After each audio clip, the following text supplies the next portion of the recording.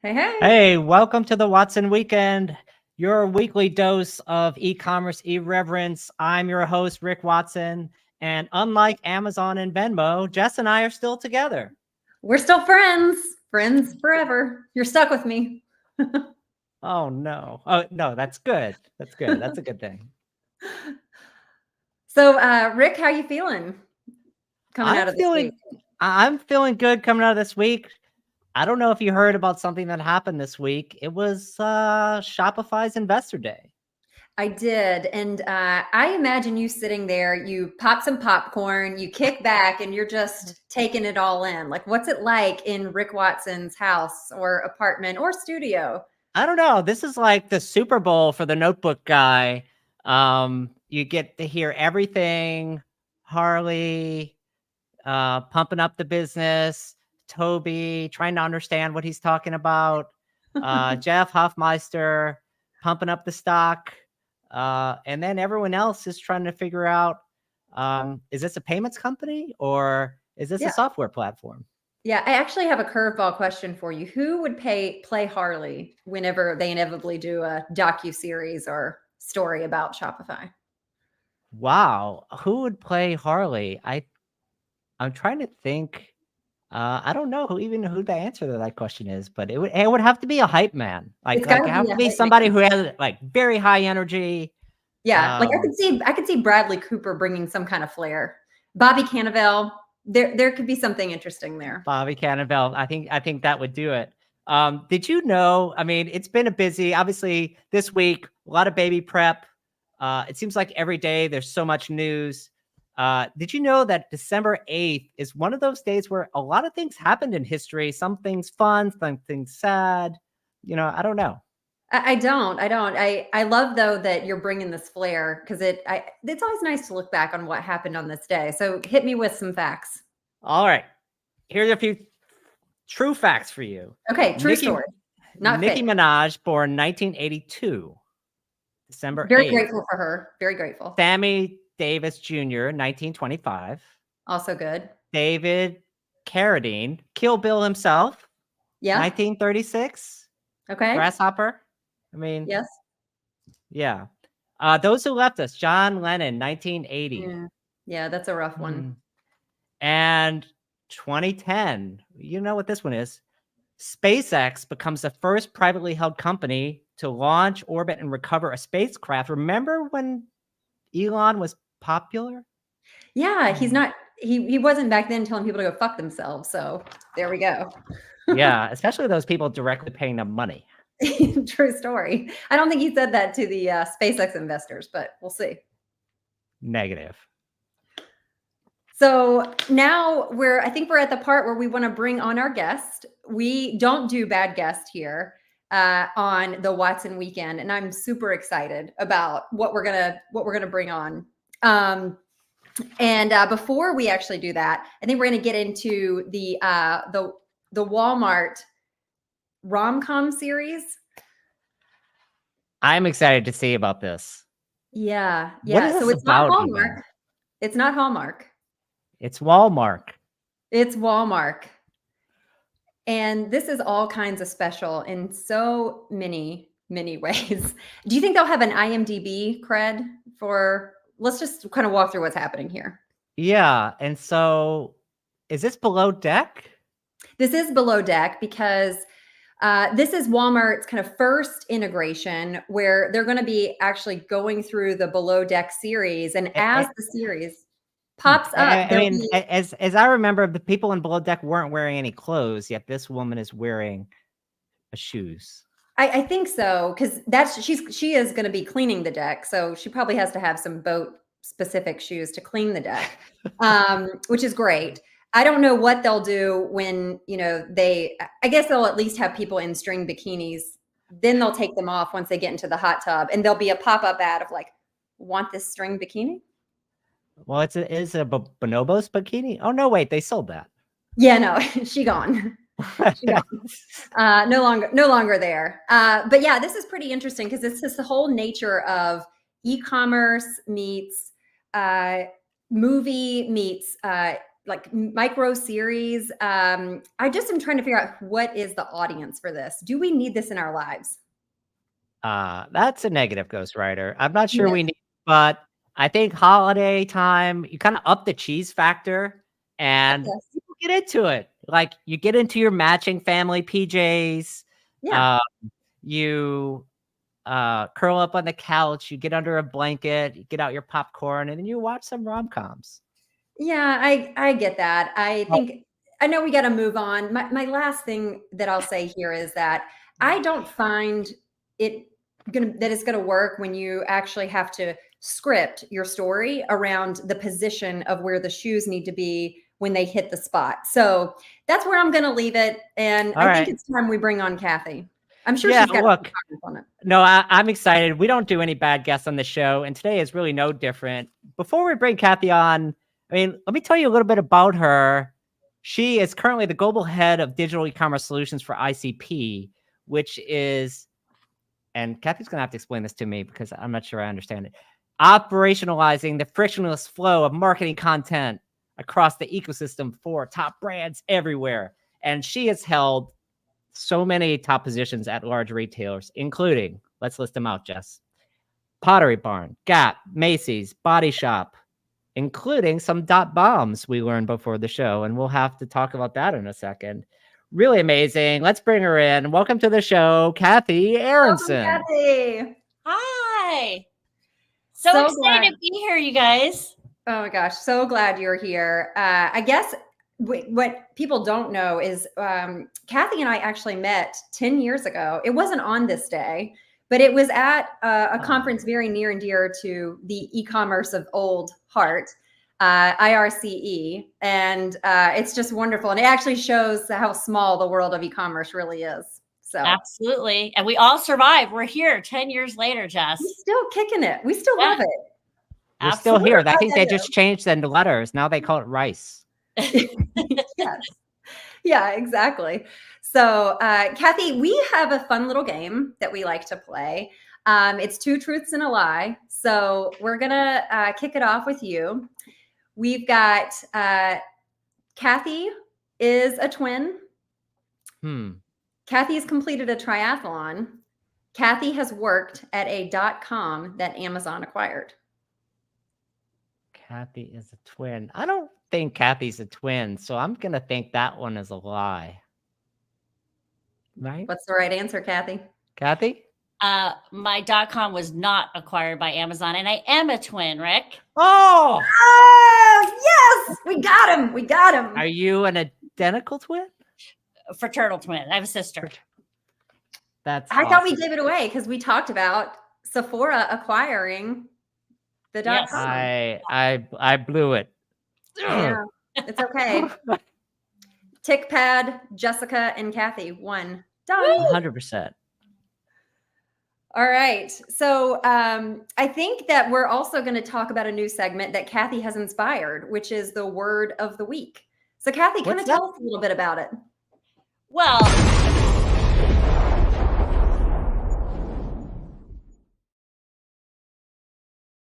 of the week is Riz. Which is charisma, which I was excited to join you guys and get a little bit of your Riz. Yeah, it's also Rick doesn't know what this means.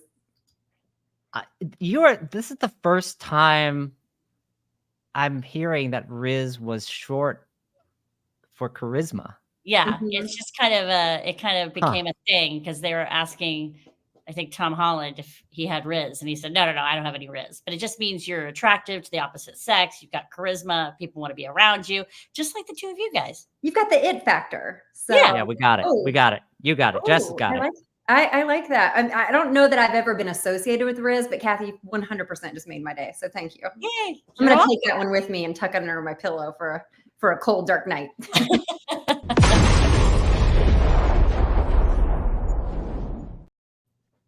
This show has Riz. Let's be honest. Absolutely.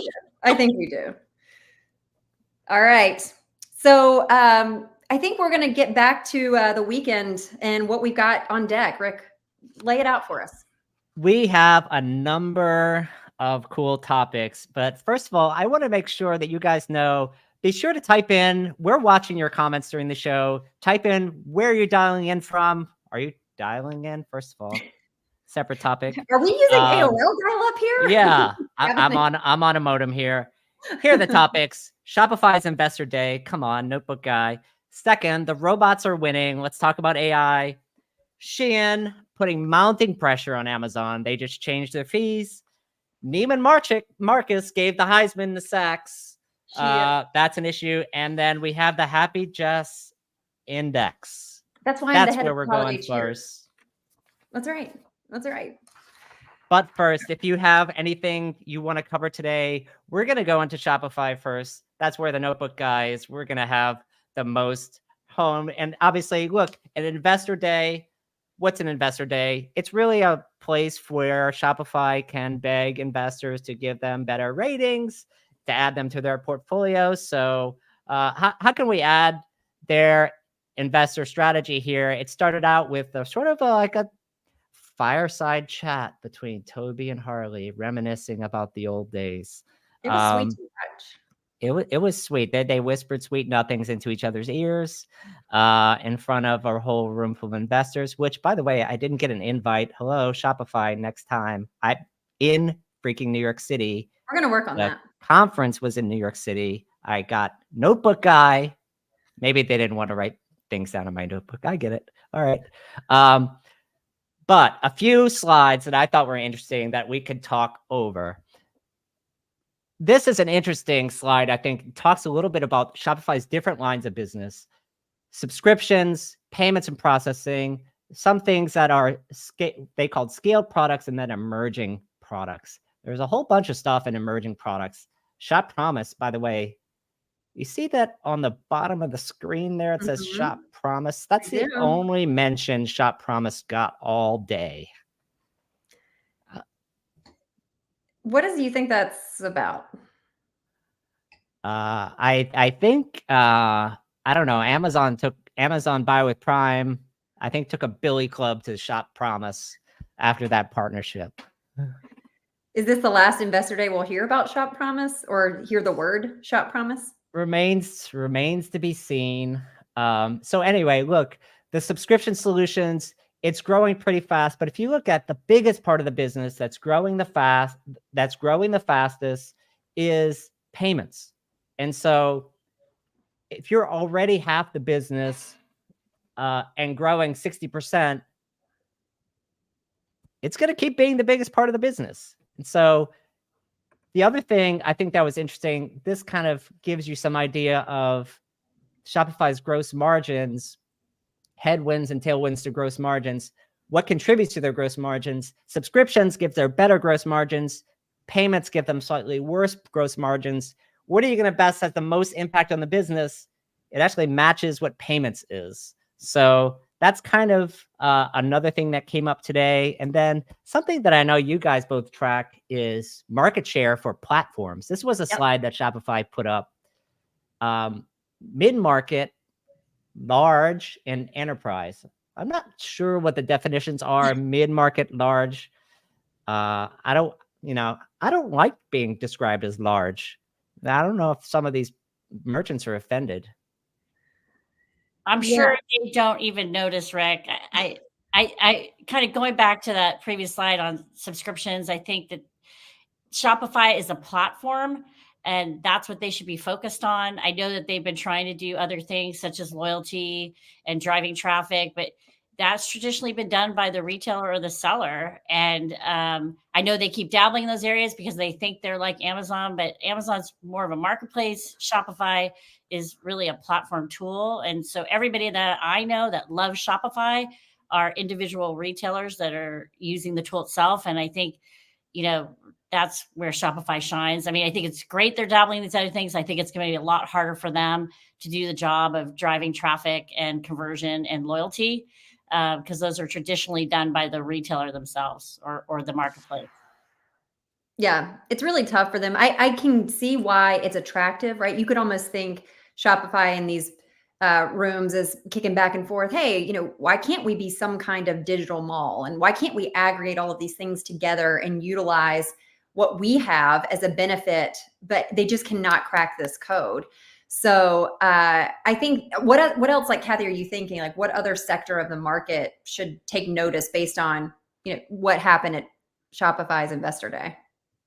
Well, I mean, I think that what I love about what Shopify is doing is building the AI tools into their platform and innovating there. I think if they can focus on the actual platform itself and making sure it's cutting edge and working for its people, I think from an investor standpoint, of course, they always want diversification, but all of these other areas that they want to play in are very expensive, as we've talked about: payments, fulfillment, loyalty, marketing.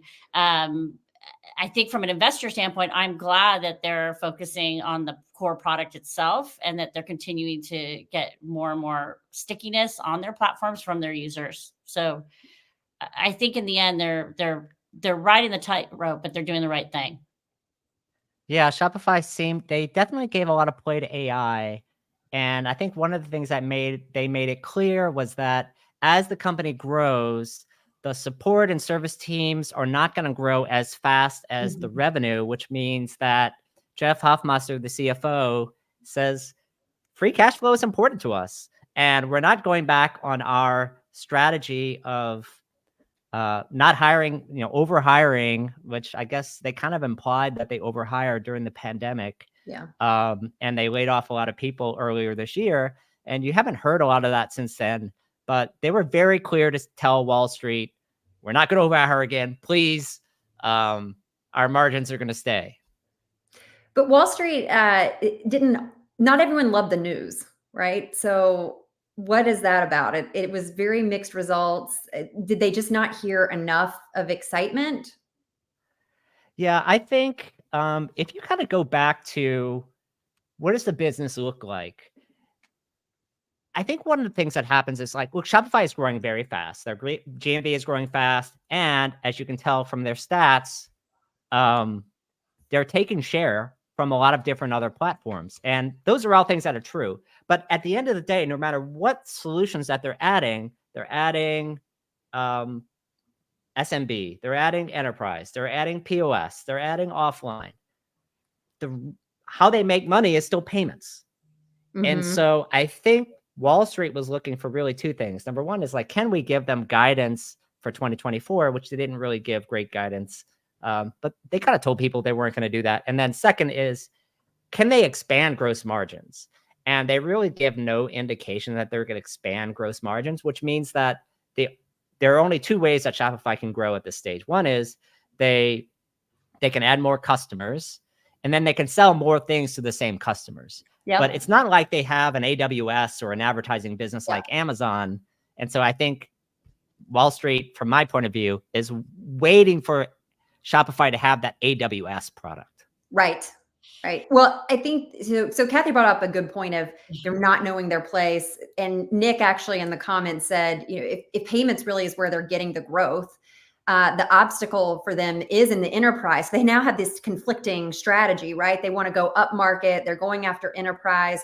Payments is their growth strategy. Big companies don't want to be held hostage. Can they reconcile these two things that conflict with each other? I think you're going to see as they move to these large and enterprise, which Rick, you and I don't really know the difference between large and enterprise sizes, but I think as they move to these bigger clients, I think the path is going to become clearer for them if they can really be successful in that space. But again, my belief is they're a platform. They should be focused on the product and making that the best product it could be. And yes, it's very tempting to think that you could be an Amazon and that you could drive traffic and that you could do advertising, you could do other things, but those are fulfillment, but those are very expensive things to do. And I just don't think Shopify can offer that. Yeah, I agree with you. And I think Shopify, it to some extent recognizes that. One of the fun quotes I got out of the earnings call, I think everything's an earnings call, right? Of the Investor Day is they were like, we're not trying to give sellers fish. We're trying to teach them the fish. Yes. And I think giving them fish would basically mean sending them traffic. And so I think they recognize that they're not going to be good at that. And so I think that's interesting there. If you have comments about Shopify, things that we would like to cover, AI was definitely a focus for them. I'd love to move on to our next segment, where we're talking about the robots are winning. So this is our AI segment, and some of the things that we're gonna talk about, I think are gonna be fun for you guys. Yeah, it's I love that meme. This is, yeah. I mean, this is the state of the art of AI. No, this is my future. Oh no! oh no, Oh, she's oh down. no! She's down. She's down. We This knocked is out the baby. There, yeah. this is no good. I mean, look, there are a couple of things that I want to talk about in the AI today. My first question is there too much hype already? Yes. Yes, there is. I would love to hear Kathy's. Well, I was going to say yes. The answer is yes. There's too much hype, and it's super exciting. So I'm super excited about AI, especially being someone who focuses on the digital shelf and content and getting content to the digital shelf. It's like AI is a game changer for all the merchants who are on this call or people running an e-commerce business. They know there's so many SKUs to manage on so many different channels, whether it's direct to consumer or omni-channel, marketplaces and so on. And so AI to me is the big unlock of what we call the long tail. We were never able to get to the long tail. We were never able to have the great perfect content health scorecard or have the time to update our SEO search terms for each platform, for each item. And so I'm excited about the robots that are coming to work next to me by my side to help me get the long tail done. So I love that. And I think that when I have this visceral reaction of yes, I think it's because of this positioning of AI is going to solve all the world's problems. And we have these like big, attractive, glitzy things that we want it to do, when it really becomes like the brass tacks of e-commerce. It is exactly what you said, Kathy. It is, optimizing your SEO terms. It's analyzing and crunching data. And I know that we really want to break through in this, have a shopper assistant that is going to be the AI guide to help you navigate your website. And have you seen anybody do that well yet? Anything you've played around with? Not really. I mean, I'm a little nervous about it because we just mentioned keywords and how to embed keywords into your content, for your product detail page. It'll be interesting when we understand the algorithms better for the, kind of AI powered kind of shopping discovery tools that end up taking traction. And then we'll have to figure out as content people, how do we embed that into the content so that when you ask your AI chatbot, like, what are the best 3 tennis shoes to go running in, that your product is the one that serves up. But Jess, I don't know who's going to win here. I mean, I'm assuming Amazon and even Shopify and others are working on this technology today, and we'll learn from there. Who do you think will win in the landscape when you look at, OpenAI, you look at Gemini's coming? Gemini, I thought it came. Oh, she got canceled. Well, the event got canceled, came yesterday. And was there a little bit of nuance to the rollout and the product demos? Maybe not. I think, well, they canceled it. It came back, and then they faked it. It was like Milli Vanilli of AI. Don't take the number. What, the quack? Did you guys see the little video? I saw the quack. I saw rock, paper, scissors. Yes. But that was the fake one. That was the one that was a little, don't look behind the curtain. Yes. Oz is not ready. I think they hid some of the prompts that they used in that very slick Gemini video, but I still loved it. I just loved the possibility of it. And I thought that was super excited. As far as Gemini, it's hard for me to imagine that's who I'm looking to as an e-commerce leader right now, because Google has been challenged all on the way every time they've attempted anything having to do with shopping and Google shopping. So I'm interested, obviously, to see what Amazon continues to do here. And then Apple, who's been very silent behind the scenes, I'm interested to see what kind of where they embed AI that could help shoppers in the future. Yeah, I mean, I think it's interesting. We've been talking a lot about shopping, which I'm not convinced it happens. Like, look, Walmart had tried that whole Jet Black situation. Yeah. Humans can't help shoppers, much less robots. And so I'm not sure it's going to work out so well. But I think there's going to be other areas that AI is going to be useful. And I think one of the places it's going to start with is supply chain and operations. Like, hello, most people still can't figure out their demand forecast. They can't figure out their inventory forecast. And I think better AI models will certainly help out with those areas. If you're listening and you have comments about what do you think are your best applications for AI, we would love to hear them in the comments. Any other ones on your radar, Kathy? Well, I was going to say, you mentioned forecasting, and I'm all about that. Again, so many people who forecast inventory are just looking back, right, at the history. And with AI, there's the potential to look into the future, because what you're trying to do is you're trying to take all these different signals of why your sales were bad in the past. And it isn't just that you're taking your past sales and building on that. There's a lot of other factors, like maybe your lead time wasn't good, or maybe you were out of stock. Or there was other factors. So if there's AI models that can ingest a lot more unstructured data and structure it and be able to serve up better forecasting recommendations, that is a huge unlock for retailers, because inventory is your biggest risk and your biggest opportunity to grow your business. So I think AI is going to be tremendous in inventory forecasting. Yeah, I love that. Edward Scott Finnegan in the comments saying, testing AI for SEO keyword and metadata. It's already proving useful. Shout out to Kathy. She called this one. Absolutely. I'm excited about that. All right. I think, look, AI is going to be here. This is a regular segment. Thank you for the participation and the Milli Vanilli references. I'm excited that the crowd was like really hyped about Milli Vanilli in this place. Look, they have a lot of good hits. Don't knock them. Right. Well, they were more real than Gemini. That's a true story. That's a true story. And now everyone lip sings. So they actually probably were pioneers, too early for their time. Yeah. But instead of also who's not too early for their time, Shein. And Shein's coming after the, I think I actually never thought I would believe Amazon would have cold sweats in the night, but I think we're seeing that come out, right? Yeah, I think so. Like, look, here's what happens. Amazon has restructured some of its fees, particularly in apparel. And if you kind of look at what's happening, there are two major fee changes that they did, in addition to sort of lowering and adding some fulfillment fees. One is items that are less than $15. So apparel fees are generally 17%, like kind of across the board. And so if it's less than $15, then actually they went from 17% to 5%, which is a pretty crazy reduction. And then if the item is between $15 and $20, I don't know if these are progressive. I think they probably are. If it's actually went from 17% to 10%. And I think that is like, why else would Amazon do something like this on its own than Shein? Is Amazon losing its shine?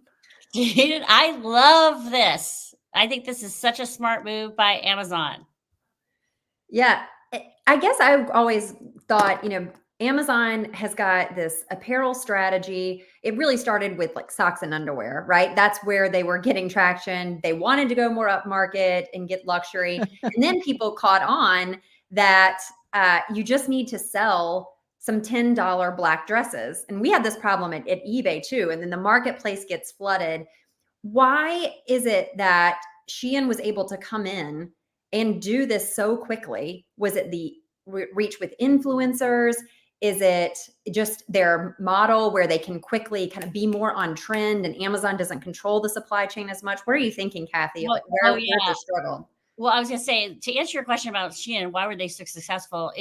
They create 6,000 new products a day. Yeah. So they're very in tune with the influencer and with their end consumers on predominantly social media. So I think the first thing is they have the product right. They're able to react to trends, react to things that are in the, on TV or pop culture, streaming, and make the product. And you're right, Jess, it's the supply chain too that they control. However, it's such a smart move by Amazon, because I've seen this firsthand where Amazon can change consumers' behavior. 10 years ago, I worked for a furniture mattress brand, and we were selling compressed mattresses online at Amazon, and Amazon made it very lucrative for us to do that. Why? Because then consumers started to change their mindset that they didn't need to go to the local department store to buy their mattress anymore, that they could actually buy a mattress and have it shipped compressed. And I think they're doing the same here with apparel. They've got to drop those fees so that sellers are motivated to put their products up onto Amazon. Consumers will start to have that behavior and go, to your point, Jess, buy that $10 dress on Amazon, and there's enough profit for everybody. But then, of course, we know where this is headed, right? In the next several years, when everybody's addicted to buying fashion on Amazon, that's when they're really going to put it to the sellers, and everybody's margins are going to get squeezed. Yeah. But for now, they've got to drop those prices to motivate these sellers who are in these entry price point categories to actually go through the pain of being a seller on Amazon. Yeah. Where all the customers are, by the way. Exactly. I mean, Linda brings up a great point, though, because we're talking about the fees here, but the FBA fees are a whole other part of the Amazon ecosystem that Shein doesn't really have to worry about as much, or maybe even a marketplace seller on Shein doesn't have to worry about as much because it's just directly shipped. And so how do we think about that? Like, will they restructure FBA next? Well, who knows? I think Linda brings up the absolute perfect point, right? It's the supply chain. Any product under $15 in retail in the United States it's just almost impossible to be profitable selling it with the shipping costs. Right. But with that said, Jess, I don't know how profitable it is to ship cross border. I mean, I know they don't have the duty because they're under a certain price point, but there's got to be margin pressures on that side too. But I think your point is a valid one. Maybe we'll see Amazon testing some things with their FBA and bringing those prices down to make it accessible for these sellers in the apparel category. Yeah, I got one. Oh, go ahead. No, I think one of the things that people forget is FBA obviously was originally created to level the playing field for sellers and smooth out the consumer experience. But over the last 10, 15 years, who dominated on Amazon third party? Chinese sellers.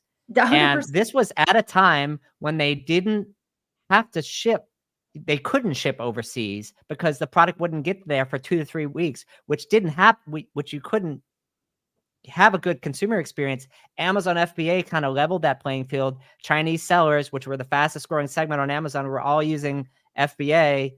Now you can go from Hong Kong, China to any doorstep in the world in 5 days. Yeah. And I actually love Real's point here because that is the loophole that is being used right now by Shein and Temu. It's the small partial international rules that are ultimately going to be the loophole that is enabling what's happening with Shein. And maybe then Amazon does get the upper leg. I guess my last point here is Amazon fashion, still not the nut that they've cracked. Grocery, pharmacy and healthcare. Amazon's big, but can they really tackle all of these in the way that they want to? And are they going to be forced to make a choice at some point? Will they be waving a white flag, and where will it go? Yeah, I was going to say, I feel more confident in their ability to do Amazon fashion when it's entry price point fashion, right? I think it's just knowing their place in fashion. Grocery, I think that's going to be a little bit tougher. Yeah. Yeah. I give a big thumbs down to grocery. And if you're talking about luxury fashion, which we're actually kind of leaves us into our next segment, Amazon has established some partnerships in high-end fashion. I think it's generally going nowhere. Similar to, can we pour out some liquor for our old Jess's friend, eBay Fashion Vault?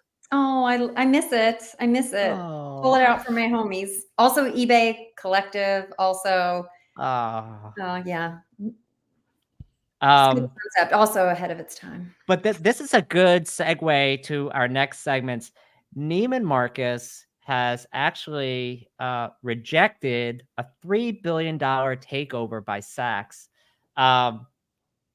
What the heck is happening in luxury fashion right now? I can't get my head around it. It was what about this offer wasn't good enough given the current state of Neiman's? I hear there's more negotiations. Kathy, I'm sure you probably have a little bit more intel than I do. I do have a point of view on this. I love luxury retail. I think for the consumer, it's a little sad if they merge, but the reality is They've been heading in this direction for 10 years. I think the reason this particular deal fell apart is, Neiman Marcus is private equity backed, and we all know what that means. They're trying to find their exit. And so I think it's a negotiating tactic. I think Neiman Marcus has like 36 stores, and Saks has about 41 stores. I think they're going to ultimately have to try to make this merger happen at some point because just the pressure in the luxury market on the margins. But I think for now, Jess and Rick, I think this is just the private equity guys playing hard to get because they want to cash out. And I think it's been a painful investment for them. I think they thought it was a lot easier to own a luxury retailer. Yeah, some days, right? Do you guys remember the big Neiman Marcus catalog that would come out around the holidays? We're talking about the holiday timeframe, and I mean, we would pour over that catalog because it was so aspirational. And they would always have these crazy things, the $10,000 car, and I think that's where Victoria's Secret got the inspiration for the millions of dollar bra or whatever it was. But yeah, I mean, it's like, what is happening with Neiman's? Like, will it have a role, especially as more luxury retailers go direct to consumer? It's a good question. I mean, look, Neiman has been trying to recover. In addition to this offer, they've been trying to get out of debt issue. I mean, I live in New York City. Hudson Yards anchor tenant was Neiman Marcus. They had this huge floor. Who knows how much they spend building that out? They unloaded it just 3 months ago to Wells Fargo for $500 million, which means, is it like 2 or 3 times as much? That's one thing. Last year, Neiman's took a $200 million investment from Farfetch, which Farfetch, I mean, last week, they just literally straight up canceled their earnings call. Yeah, far fall. Is that the new name? Far fall. Very far fall. Yeah. I mean, Jess, you made a comment about luxury retail. Where does that fit in? I mean, I hope they are able to stay around even if they're merged, because direct to consumer is great, but I think it's inconvenient for the consumer to have to go to each direct to consumer store or direct to consumer site. I don't think that's how most consumers shop. I think there is a place for a luxury retailer. I just think that you have old legacy models of real estate investments and other expensive things that make the model not work, the traditional model. And so I think if maybe a combined entity, one of the positives could be if they can really get creative and envision a way to be profitable and offer a great customer experience, a better customer experience, where you could get a lot of those brands under one roof. Yeah. Well, it is interesting to watch because we've talked about the consumers, and there was this, discount heavy consumer. There was this luxury consumer. Now we're just going to talk about the state of the consumer as we go into our segment, the happiness index. And so we're going to just kick off now and talk about what's going on. I mean, I'm thinking it's like pretty good. Yeah, I think, look, the overall view here is that, Kathy, I don't know if you see this, but look, we are hearing and seeing that people started off soft in October. They were really saving their budgets. Thanksgiving was really the moment that they turned on, and they turned it around. We always see this bump with e-commerce making up more share in Q4, and that makes sense. But we know about 80% of it, the shopping is going to be done in brick and mortar.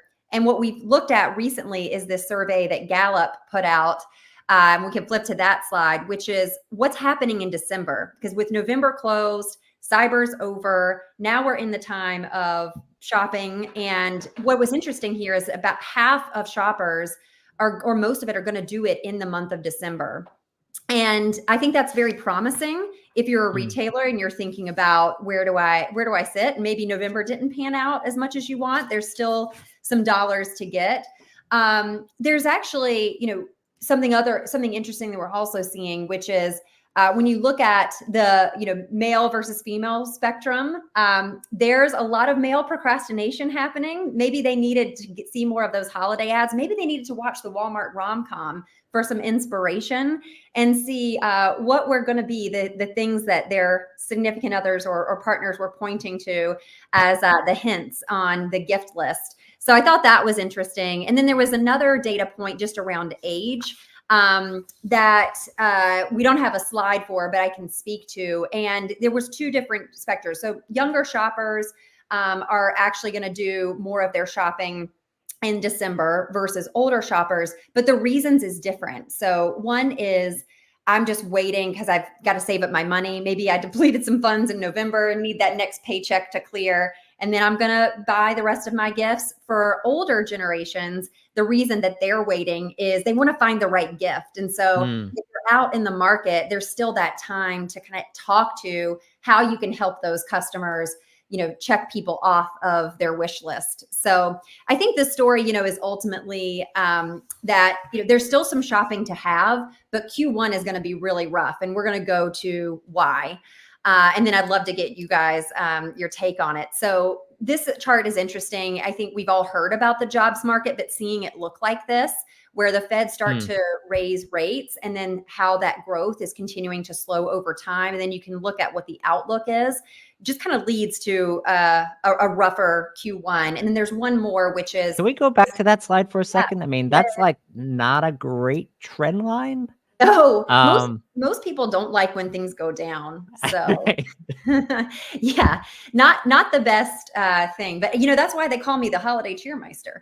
I know. I thought this was the happiness index, not the sadness index. Well, we've got some good things in there. So let's flip to the last one, which is the retail sales slowing down. Not happy also. But the good news was, like, there's still something to be taken in December. It's just like, hey, we got to all be prepared for probably the wrath that is the consumer holiday hangover of Q1. It might be the biggest hangover we've ever had.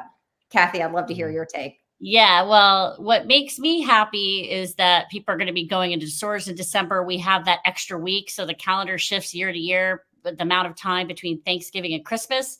So I think that's going to be positive for the industry.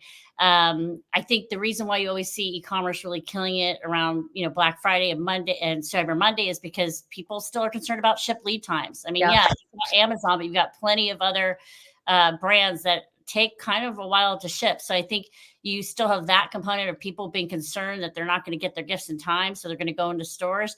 And then I love that slide about the men versus the women in shopping. I remember when I worked in the retail stores, how many men specifically were running in on Christmas Eve saying, I need to get something for my girlfriend or my mom or my wife.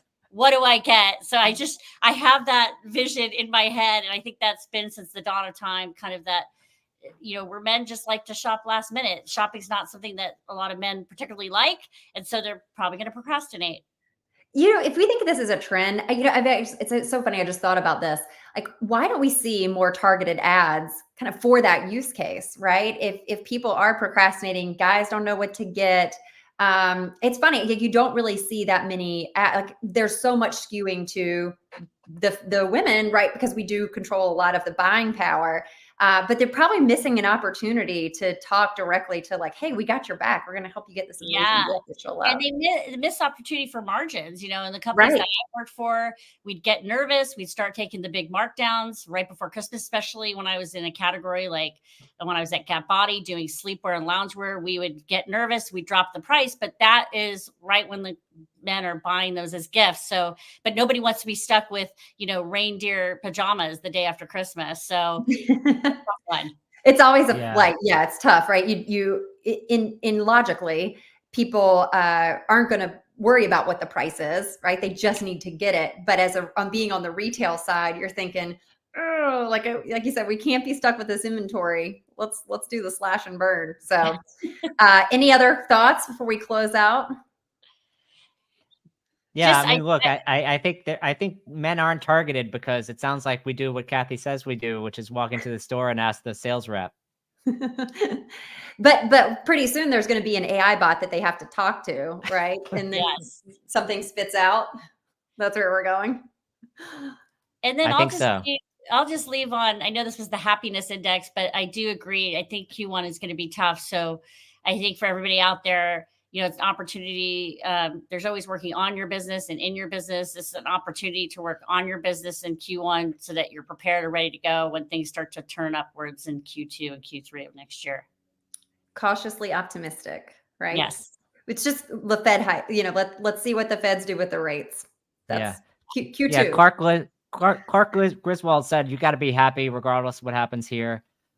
Speaking of happiness, one of the ways that we like to end the program, Kathy, I don't know if you've seen it. We have a dance party. And so I know Jess and I have been waiting to see your moves all week. Mhm. And so I think we're going to cue up music.